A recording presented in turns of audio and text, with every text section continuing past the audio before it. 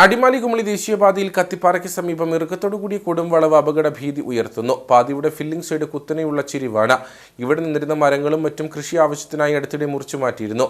ഇതോടെയാണ് ഇവിടെ പതിയിരിക്കുന്ന അപകടക്കെണി കൂടുതൽ വെളിവായത്. ഈ ഭാഗത്ത് സുരക്ഷാവേലി സ്ഥാപിക്കണമെന്നാണ് ആവശ്യം. അടിമാലി കുമളി ദേശീയപാതയിൽ കത്തിപ്പാറയ്ക്ക് സമീപമാണ് വലിയ അപകടക്കണി പതിയിരിക്കുന്നത്. കൊടും വളവും ഇറക്കവും നിറഞ്ഞ ഭാഗമാണിവിടം. കൂടാതെ പാതയുടെ ഫില്ലിംഗ് സൈഡ് കുത്തനെയുള്ള ചെരുവാണ്. ഏതെങ്കിലും സാഹചര്യത്തിൽ വാഹനം ഇവിടെ അപകടത്തിൽപ്പെട്ടാൽ പതിക്കുക വലിയ കൊക്കയിലേക്കാകും. ഈ സാഹചര്യത്തിൽ ഇവിടെ സുരക്ഷാ വേലി സ്ഥാപിക്കണമെന്നാണ് ആവശ്യം.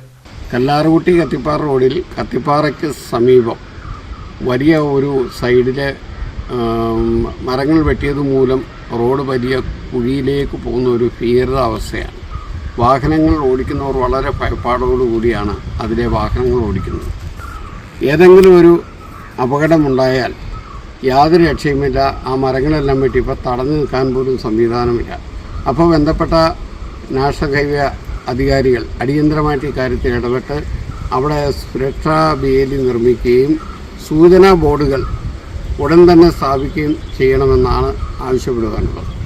BM and BC നിലവാരത്തിൽ ടാറിംഗ് ജോലികൾ നടന്നിട്ടുള്ളതിനാൽ വലിയ വേഗതയിലാണ് ഇതുവഴി വാഹനങ്ങൾ കടന്നു പോകുന്നത്.